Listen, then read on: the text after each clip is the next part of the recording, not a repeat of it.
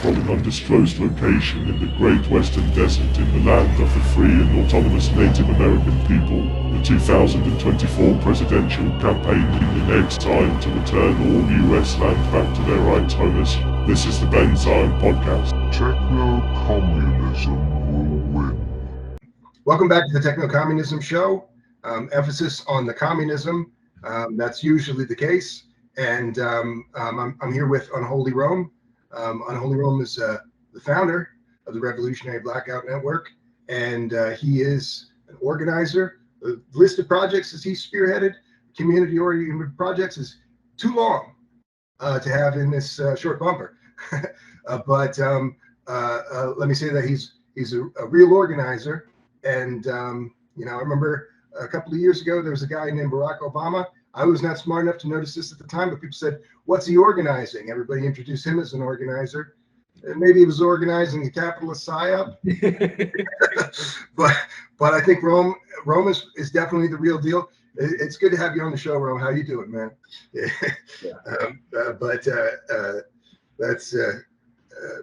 I remember I used to rap. I'd be mad as hell if I was still a rapper. And somebody was like, "Oh, I just took Unholy Rome likeness and made the AI say this and that." Now the AI talking about revolution and execution, revolution, and whatever. Like, I'd be mad as hell. Like, Yeah, that's mostly been the response to voice fakes, which are pretty popular. Yeah. And a lot of folks have just said, if you use, I don't care who you are, if you use my voice in that way, I'm going to try and sue you. Even though I'm the bigger guy and you're the littler guy. And that's a pretty reasonable response. A lot of the deepfakers, like the guy who most famously, I guess, was the most famous Kanye.AI creator, he moved to Canada and kept his entire identity a secret, but he was worried about just the negative exposure, so he moved to another country. escape those laws. That's what happens. I'm like, man, you can't. I don't know, man. You can't expect it. Just like, I know you love me, but how can you say this when you're not only taking money out of my pocket, you're taking ears off of my real work, off of the work that I have. It probably took me 4 years to write this fucking album, man. And it's just I don't know, man. It's just a slap in the face. I see if you did some artists you didn't like, I'm saying, like, man, fuck these niggas. I'm not gonna make money off their ass, But if you say you love an artist, you love Kanye, you love, Eminem or whoever the fuck, who's hot nowadays? What's that one girl named Doja Cat? Whatever the fuck it may be. Do not steal from your damn artist. That's like, and I feel like it's in a league with leaking a fucking song. You know what I'm saying? Like, I don't know. So I know how to make these things. So there's a list of about 1,500 popular artists where you can just go and download the trained model of their voice, and then what you do is you filter out the audio of the voice of the song, which is also done by AI, the voice out of a popular song, and then you can switch those voices pretty easily. You can also train your own. So if you wanted to make yourself rapping over somebody else's song, you could train it yourself. But I haven't done that. I've only that would make it. That is one that you can download easily and make any. That would make it more art than anything. Putting your own style to it. Like, even if you aren't the best rapper or whatnot, you can use this technology to perfect your skill, to help perfect your skill and whatnot. You can use it in your own. Like, that would make it more art than anything. But just to take a nigga voice and do some shit like that, because I have people scamming in my name. People have donated thousands of dollars to a nigga that's not even me. It's fucked up, man. It's fucked. And when you see shit happen, you're like, damn, what can I do to stop that? I can't, don't support this nigga. You know what I'm saying? It's just too late. Yeah, that's a tough thing. I mean, it's somebody else ripping off another party, but still, that's a tough thing to have to put up with, to have somebody do that in your name, man. That's unnerving. You have to deal with that when you get bigger. People gonna, if your show pop off, you think people not gonna scam in your name? You think people not gonna make fake? You might not be on Facebook, and they're gonna take advantage of that. I had a thing happen in the personal sphere. My grandfather, who passed away about 7 years ago, right thereabouts. About 5 years before that, somebody called him pretending to be myself, and ripped him off for a couple of $1,000. And and it's like, oh, bail money was the pretext. So he calls me and says, well, when am I getting my bail money back? But this kind of thing's gotten easier since then, a lot easier. Yeah. Like, I ain't go to jail yet. Well, not this time. I haven't been to jail yet. That kind. Sucks. And that's another thing, man. That's another fucking thing. It is so dangerous knowing how easily our elders are scammed. You know, the AI, man, they can be listening right now and just be like, all right, I got a good pattern. That's enough. Yeah. Mama, I'm in trouble. And they can whatever keywords, whatever time you want to pop on. You know, it's just it can be a dangerous thing that not only can your artists be a victim of it, your grandmothers, you one day you're going to get old. Think about the technology that's going to be there when we get their age. We're probably gonna have holograms, but it's gonna be a whole different motherfucker. You know. Well, for the last 3 election cycles, pundits, and tech nerds have said that video deepfakes, and in conjunction with audio deepfakes, could potentially like throw a U.S. election. You know, people say be prepared for a video deepfake of X, Y, or Z political personality being used to undermine their, and as far as I'm concerned, they can all I wasn't biting sniffing those kids. That was fucking AI. Yeah. The they have something that's like a watermark now, so they can immediately release a press release and say this has a watermark on it, that doesn't, that's fake. So they're starting to credentialize videos made by, but I mean, I don't care how many capitalists get ripped off, yeah. But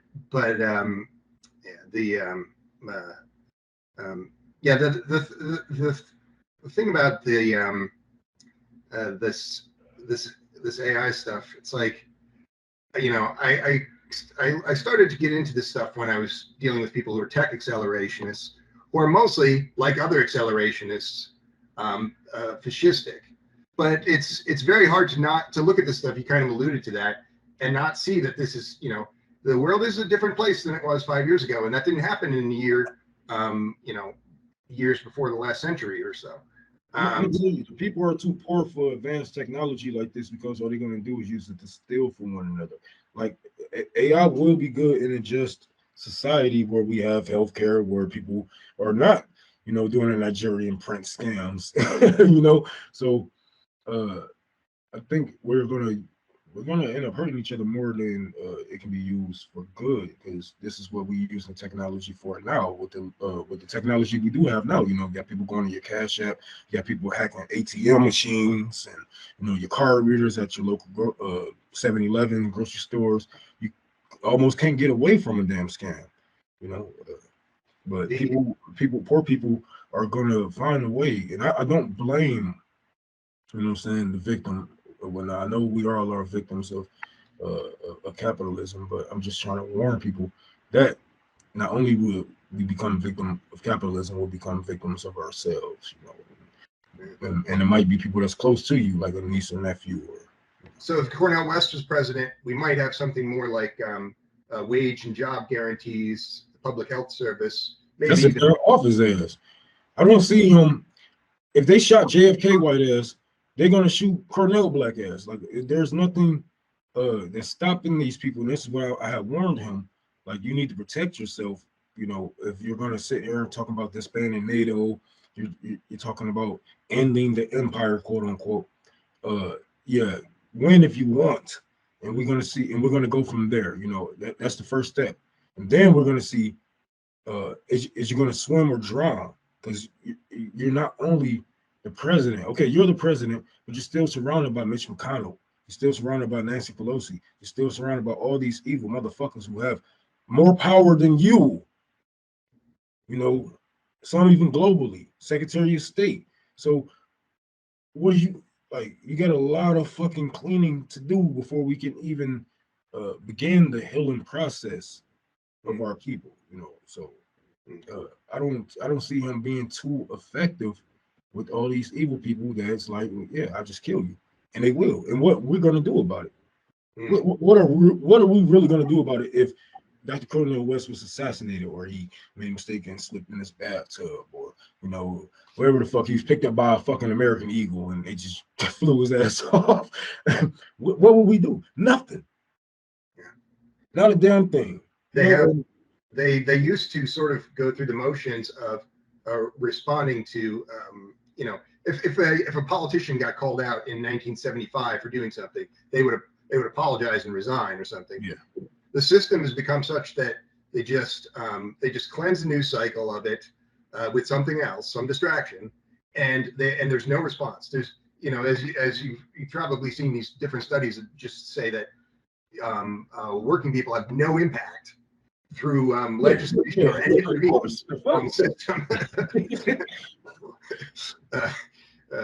Living in that late stage capitalist, and late stage capitalism maybe is a term that applies maybe to some other countries. The United States is fascist captured country. Living in this fascist captured country, you talked about this, emerging technology and its potential is negated by living in that precarious situation. And I did a whole show and wrote some essays about. So after AI and certain types of advanced technology like that, the thing that these tech pros, who are mostly fascists, will also sometimes talk about is people living a longer time. Those are the two things that they like: AI and people living a long time. And I like those things too. It's just too bad that all of that is fascist. So I wrote this. I wrote a little bit about the idea of public health service, which the United States lacks, that goes beyond even the better public health services today. That's able to use breakthroughs in biogerontology and related disciplines to provide longer lifespans to everyone in that city or wherever who would want it. So you might have people in the city of Beijing in 20 years living to 110 on average, for example. Now, but the United States can't have any of these nice things, even though this technology and almost all of the people who are life extensionists in the United States, they will potentially avoid the subject of a public health service, even after approximately 2 million people died in this continent. Could be a bit more because they've been fudging the numbers a lot. Specifically because of a lack of a public health service and measures more along those lines. I brought the subject up, so I'll just ask you this question: would you want to live an unusually long lifespan if you could do so in a healthy, happy way? No. I personally want to die young, going out killing a whole bunch of politicians. No, but I personally, I don't want to live a long life. I want to live a revolutionary life. I want to live a good life. I want to see change. I want to bring change. So as far as living a long time, yeah, okay. Live till you're 100, but then you're just gonna see everything decay around you for 100 fucking years. So you you win and you lose at the same time. Because what is life? What is life if you're not building another life for the future generations up under you? So I can be selfish and live to 100, and still be voting and still be driving, scaring the fuck out of everybody else on the road, where I can do what I can, while I'm still young, while I'm still able, and pass the torch and die like a regular motherfucking human at 80 something years old, maybe 85. I'll be set. I should be set. I started using this term universal super longevity because I agree with that 100%. Basically everybody rides or nobody rides. If everybody's not living as an indefinite lifespan, then you just have one more factor of classism. Yeah. But there's virtually nobody who's interested in advanced technology or advanced biomedicine who is not some kind of crypto-fascist. There's one in maybe 500, maybe 1,000 people who could even be passed off as somebody who's going to take a stand for a humane and sustainable economic system. Well, we can't write off fascists like all of them were dumbasses. You know, a lot of our science to this day, you know, come from Nazis. You know, it's fucked up. You know, but yeah, yeah. and even love to get their hands on some things. The best way to control it is to get your hands on it first. So, you know, of course, you know, you're gonna have fascists coming for crypto, coming for all kind of things just to take over it, rebuild it in their fucking image.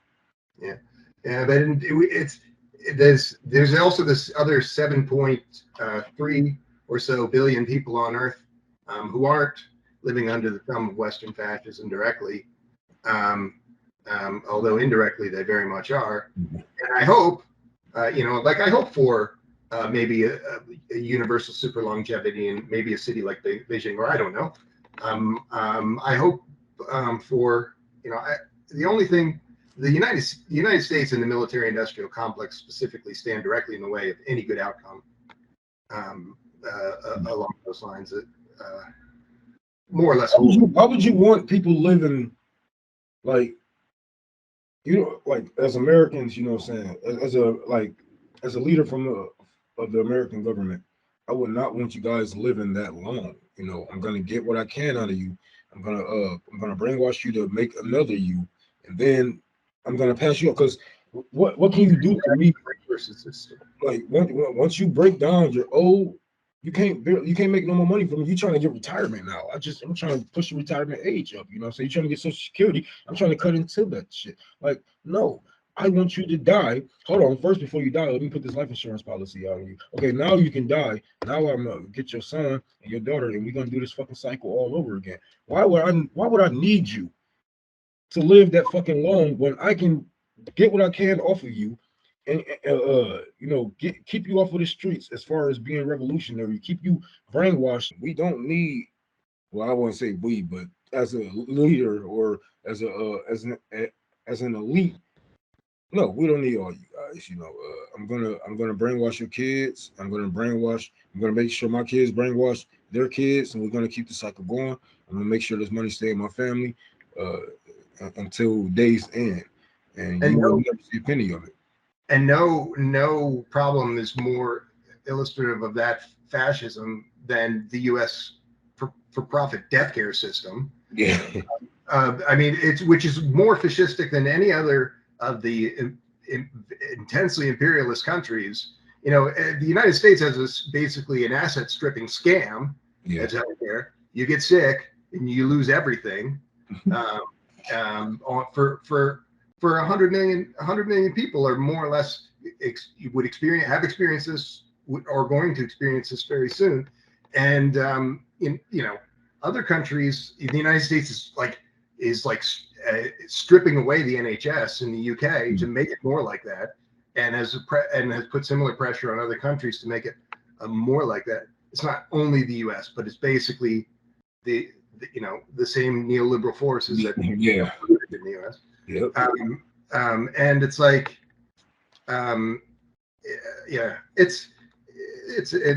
US, there's like this guy Robert Kennedy Jr. Like, he's not even talking about a public health service. I don't know how anybody take him serious. You know, for one, he's not going to get too many people vote because a lot of people look at the outside. You know what I'm saying? They just look at the cover. He don't sound good. You can't understand him half the time. He's not going to win on that. He's not going to win on, seeing how unpopular it is to be a champion of Israel. He definitely isn't going to get the young vote. You know, he's going to get a handful of white people who's going to say, oh, well, we can just write off Palestinians because that's just one thing that we disagree with. Yeah. But it's not going to be nothing big. It's not, I believe is he's just another tool to keep people inside the Democratic Party. He is absolutely a tool. They've cultivated this large base of ostensibly anti-establishment white crypto fascists. Yep. You know, these people who are, anti-communist but also anti-capitalist makes no fucking sense. Just come out and say you a fascist. Like I be telling white people, like stop bullshitting with me. You know what I'm saying? You don't have to say, "Oh, I'm not left or right." So you're right. You're right wing, because ain't no way you can look at that shit and say, "Okay, well, I agree with both of them," or I'm more in the middle. This nigga just called for genocide. You know what I'm saying? Like, no, you're right wing. You just a bitch. You don't have the balls to say that shit to my face, because you know I'm gonna fucking check you. You know what I'm saying? You know I'm gonna call you out. And now, oh, why you guys dogpiling on me? I'm not racist. I just wrote off Palestinians. I just wrote off fucking black people. I just wrote off a fucking whole group of people. Yeah, it's like Asada Shakur, and I'm badly paraphrasing here, said, you know, this word liberalism is just the ultimate weasel word, right? Because all of these people are upholding a predatory and classist capitalist system and saying that they're broad-minded when they're benefiting from that system and challenging it in no way and upholding it in every way that they can get away with. As much as they talk shit about Hitler, you would think that they had the education to know that liberals are the reason why we have Hitler in the first fucking place. Yeah. So either you like what Hitler has done and you're trying to play dumb enough to where this cycle begins again, because it is, you know, we see what's happening in Palestine and whatnot. Do you like, yeah, because if you was really against it, you would be against it all, you know, you would be against it all. But they know what they're doing. Like I don't take these liberals for idiots, you know what I'm saying? I take them for spineless. I take them as fascists. But one thing I don't believe they are is dumb, you know, because with us being communists in America, to have enough privilege to get that education to become socialists with all this programming, if they had the same, they have a higher education. I'm you know what I'm saying? These PMC liberals, they have had the privilege to have an education to actually learn what's the difference and the definitions of socialism, and seeing it throughout different worlds, and get to travel to different places.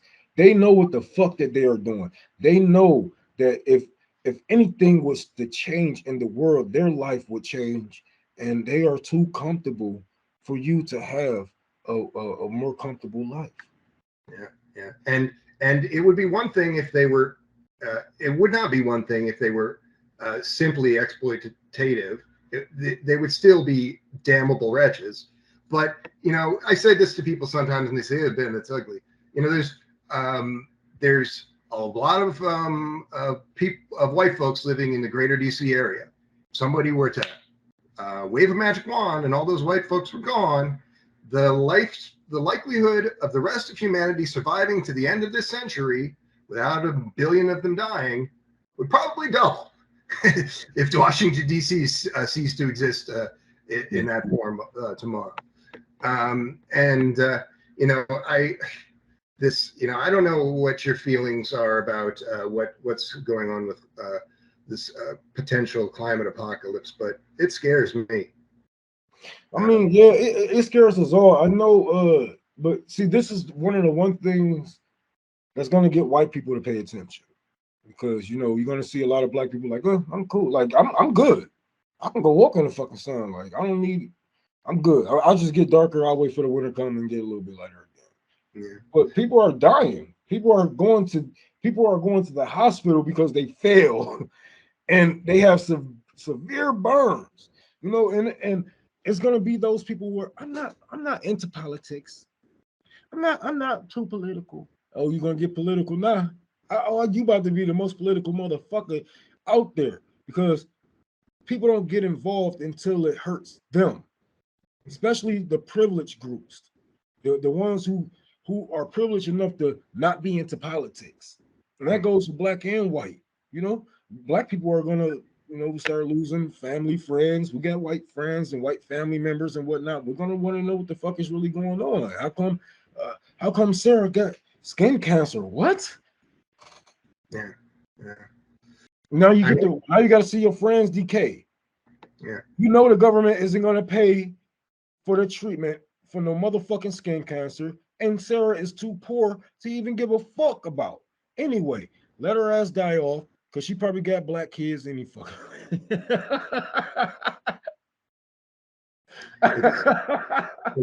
Yeah, it's I Kill or yeah, be killed. I keep telling people, like, this is our life. This is our life. Don't take it for granted. Don't take it lightly. yeah. We know who's doing these things. Like, I'm not telling you to be kamikaze. I'm telling you to be conscious. Yeah, yeah. If a motherfucker is beating on you, choking you, got a fucking carrot over your starving daughter head at the same time. And that's what the U.S. fascist system is. They are choking us all. We're being asphyxiated by them. There may be this climate apocalypse may, the trees are not as able to replenish the oxygen. The oceans are not as able to replenish the oxygen.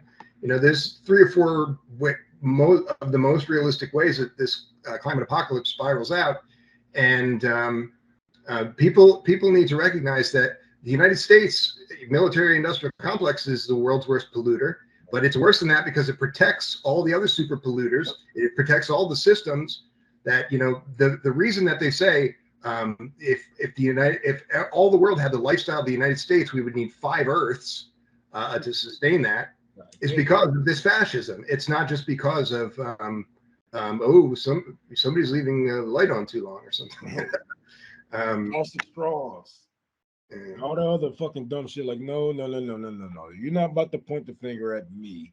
I know what the fuck you motherfuckers are doing, and yeah, I believe climate change is going to be the wake-up call for a lot of people. Conservative also, man, they're going to start to really feel the effects on what the sun can actually do to the human body, what climate can actually do to your planet, to your neighborhood, how you can be replaced even in places like Detroit, for one. We kind of lucky because we stay in the valley, so we don't get tornadoes or whatnot, but we can get some shit. You know what I'm saying? It's been floods happening here lately. Lots of people dying on freeways, bridges, and even their homes, drowning in their own home. So, I live in Phoenix. The number of people that died this summer, specifically because of overheating, is about 300, which is about twice what it was just 2 years ago, and about 10 or 20 times what it was a decade or two ago on average. So I feel like, and these are unhoused people who are known to me, who have just fallen dead from the heat.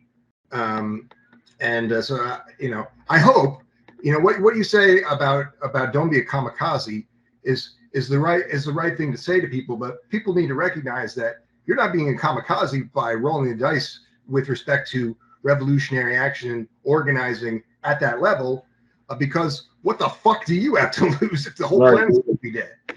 There's no kamikazes in there. There's just people that are going to take. What I like to see, I'm happy. One thing I'm happy about. One thing I'm happy that capitalism does for us is monopolizes all these goods, all these resources, and it really just it chops down the number of people that we would have to go after. Because I know a lot of people look at revolution like, oh, we got to fight the military, we got to fight, what I'm saying, the Marines, wherever the fuck. No, you don't. It's literally like 15 of these people that's just controlling this whole fucking shebang. They don't want to die neither. And they are so. First of all, they don't fear you at all. You know what I'm saying? They are so boastful that they would tell you where we're gonna be at. They tell you on Twitter like we're gonna be here, and sometimes all of them get together in one room and put it on TV and be like, yeah, we're gonna fuck over these communities, we're gonna fuck over these people, we're gonna say fuck that, we're cutting this, we're cutting that, and then we just let them go home. We just let them walk out that building and go home. when you have they are giving you the recipe for coup de grace. Yeah, they're the people who run any petroleum concern, even the ones that are less problematic. These people should already be in jail. These things should be shut down. But they'll keep running this in this way. Like you said, they're just walking scot free. I'll change the subject. You see what happened to the one dude who was doing all the campaign finance and all that Ukraine money, and they just let him walk out. You know, like that. Nobody go when you mean the Bankman-Fried guy? That guy? Yeah, when you got power, when you got money, you don't fucking go to jail. What the fuck? And then if they was to lock a man like him up, they're gonna have to set the president, and then you're gonna have a Jeff Bezos or Elon Musk or whoever the fuck else who be robbing, robbing the American citizens and lining the pockets of the government. A lot of these people gonna have to go to jail. Who the fuck do we look like? China? We're gonna hold billionaires accountable? No. Yeah. But then and that's like not even a conversation. People will be saying this more and more, right? If there's sharper and sharper climate effects, like hold these people accountable, and it'll be the same thing like what we said before. They have a system where they don't have to respond to anything. Nobody has to resign and shame anymore. Nobody has to advance any legislation that would stop anything. They just ignore it and manage to muddy the waters through the techno-fascist system that already exists. Because it's not the fascist system of the 1930s with the quite sophisticated propaganda organs in Nazi Germany. It's something that can run circles around that now. There's a billion sock puppets and chatbots on the internet before ChatGPT came out. There was a billion of those things just putting their thumb on every single conversation. Oh, people are upset about this oil company. They should be sued out of existence. Put the thumb on that conversation. Cleanse the news cycle. It's utter insanity. Yeah, that Bankman-Fried guy is kind of a transhumanist, definitely a tech bro. Not going to get into his worldview because fuck that guy. I'll ask you a question that does relate to communism. So I share this graphic a lot, and I'll share it on the screen as we're talking here. So it's a political compass, and down here in the lower right hand corner we have the people who call themselves transhumanists, or people like Sam Bankman-Fried, effective altruist. Not more or less not a meaningful concept. These are all capitalist pigs. Up here in the top right corner, outside of the range of commonplace movements today, it's actually in it's almost an asterisk because the technology doesn't exist yet, are hive mind collectivists, people who are able to go beyond the kind of sharing of, say, hardline communists of today, because of the technology that allows them to, like brain-computer interfaces, allows them to share their experience in life in a more thoroughgoing way. So I'm a hive mind collectivist. Will you entertain the possibility of being a hive mind collectivist some years from now? That sort of thing can be done safely. This is the last dumb question I'm going to ask you, I promise. I honestly don't know, because there are so many, there are so many ways and so many cultures in communism that we don't know. We don't know what's going to work. We should just make sure that everybody is working.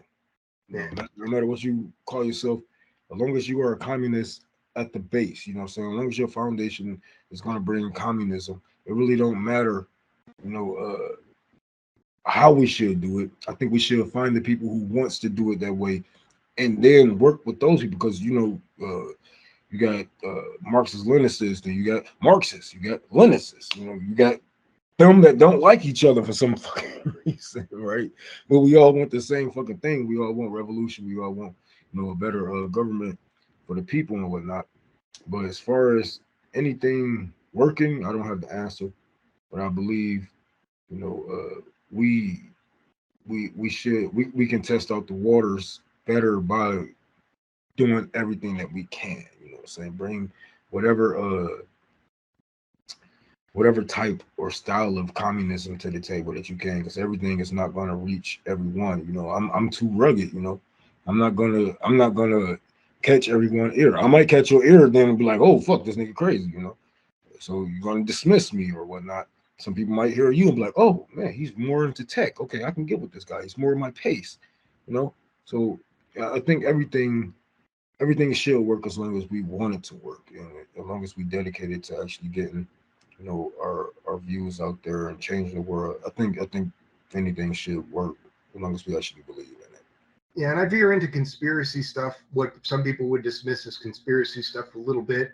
And I try to do this in a way where I'm introducing, because I do think that advanced computing systems, particularly and advanced technology, will be the most important deciding factor in 21st century history. Yeah. They're a tool that is not recognized by Marxist Leninists and people under this umbrella that you've just described to a very high degree. And I try to have this conversation, but it is something that's easy for people to switch it off. So I thank you for having this conversation with me, man. Rome, this has been a real honor for me. I appreciate you taking the time to talk to me over this hour. So we talked a little bit about your documentary. We talked a little bit about the library. Is there anything else that you want to push out at this time? Pretty soon I'll be opening up a gun club in Florida. I'm gonna be going down to Florida. I'm going to finish raising money for that diaper giveaway. I just wanted to make sure I got everything ready for this library. I want to get this library done enough to where I can open it. Once I get that done, I'm gonna close it. I'm gonna go to Florida, get the diaper giveaway over with. I'm gonna open up a gun club down there. I gotta head to LA, open up a clinic out there, go back to Boston, open up a clinic out there. So that's like the future stuff that I'm gonna be working on. Probably not gonna be open for another month or so, or 2 months, 3 months max. But I'm working on connecting with some groups that can give me medical supplies, and just trying to put all my eggs in a row before before I put them in a basket and count them all. But we're gonna I'm still working hard, just trying to show people that look, it don't take much to do it. I started with like fucking 700 followers, and I was just like, look, we got to do something. And I always say the good propaganda is when the people feel like they are part of it. The good proletarian propaganda, you got to make people feel like they are part of it. You want to do something like this, don't leave them out. Saying if they donate to you, thank them. Reach out to them, see if they can come and help you. Or maybe you can go to their community and connect with them there. They might not feel comfortable coming to your community. I mean, or whatever it may be. Meet the people, talk to the people, learn their language, and use it against them and make them feel like they are a part of this movement. And then they will actually pick up their own steam, because what's going to happen is they're gonna see like, okay, damn, this is his thing, this is her thing. I need my thing now, and that's when they're gonna pick up their feet. They're gonna get up their ass. They're gonna start pushing communism, all because of because you inspired them, But I'm reminded of what you said in this talk the other day. You mentioned the Seminole and Black Seminole Alliance liberation movement in Florida. You were talking about Florida a second ago. Yeah. That stood at. People have such a limited view of history. They have this very particularly whitewashed and sanitized view of 20th century history, because those are real kind of liberation effects going on there for a while. And I hope that people, start being able to take more of that kind of thing to heart as we're looking at the, prospect of something like a climate apocalypse. Hopefully that able to have people put this kind of thing in perspective. I'm telling you, that's all I do. I be getting people who's, they quote unquote capitalists and but they got their complaints, and I'll be like, look, capitalism has failed you. Your air is polluted, your water is contaminated. You know, you feel microplastics. Capitalism has failed you. Stop lying to yourself. And I know that you feel comfortable. You feel comfortable off the backs of other people. I never put people in slavery. Yeah, but you never said nothing when we put people in slavery. You never said nothing when we benefited off of the backs of slave labor in Libya. Now you didn't say nothing when we benefit. We still benefit off the backs of black slaves in the prison industrial complex. You haven't said a damn thing, you know. And I know it's because you feel like this is the best. No, no. It's not the best, because look around you. If this was the best, everybody should have the best.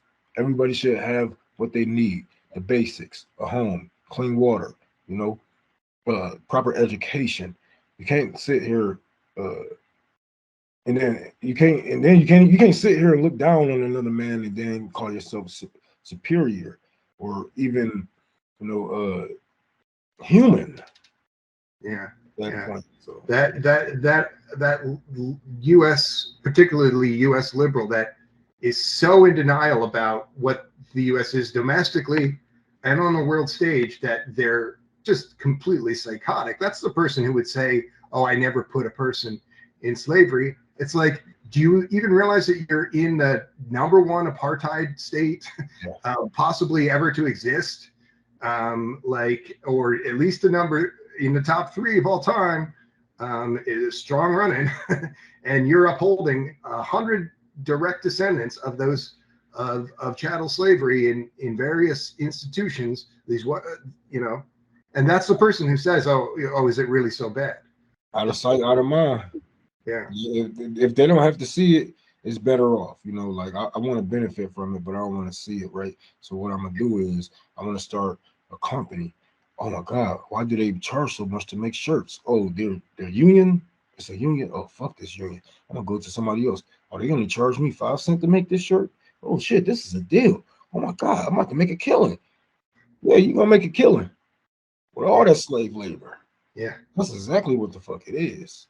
You think that you making it, you think, oh, this is the best system. This is I was just poor. All I did was make some shirts and blah blah and did a little connection, and now I'm a 6-figure nigga. Like, no, you a 6-figure nigga because you have slaves. I haven't gone to restaurants in many years for this very reason. I mean, it's a experience of having a servant in miniature, and also many of the failings of that business itself reflect all of that. And in the U.S., what's the reason that the U.S. has this tipping culture and other countries don't have that? Well, it's the same reason that there's redlining. Slavery and redline, right? But, this one of the reasons why I don't drink coffee is because I remember when I was younger, man, my brother it was some dude in the hood. He used to sell snuff films. Like, we used to watch people from the Middle East, even in Asia, China. They used to get the heads cut off, hands cut off, pussy shut off, torture, and it was some fucked up shit. I remember it was like a cocoa bean field, and they took the little girl. I guess she was probably stealing and hiding something, and they chopped her motherfucking hands off. They chopped her fucking hands off. My mom was like, not my mama, my auntie and my cousin was like, these are the people that make your cocoa and your coffee. This our coffee gets here. Like, it's sad to see, but this is the reality. And I was like, yeah, fuck that. It's too much child slave labor in coffee. Like, you can you can taste it. You literally can taste it. Chocolate and coffee are these neo-colonial products of that, and that didn't happen. That didn't happen in 1911 or something. That video you're talking about, that happened in 1997 or something like that. Mm-hmm. Yep. Oh yeah, it was. Yeah, because that's still happening in 2017, and it'll still be happening in 2027 in the global south. Yeah, chocolate is too much slave labor. I was just like, we gotta learn how to take some sacrifices. Everybody, I'm not giving up chocolate. All right, well, bitch, make it yourself. You know, because I'd be damned if, you know what I'm saying, like we can't keep writing off people, man. Us Americans, we got that privilege to where we feel like we can just write you off because it don't benefit us. So maybe, you know what I'm saying, we can have a couple of slaves here. You know what I'm saying? A couple of niggas breaking down rocks in the prisons for us to build some roads. You know what I'm saying? But it's an area where I think it's a valid slippery slope. You say you accept this violence far away, you're more inclined to accept a variant of that on your back porch, on your in the across town. definitely. Yeah. All right. Well, I appreciate you doing this. This has been fun.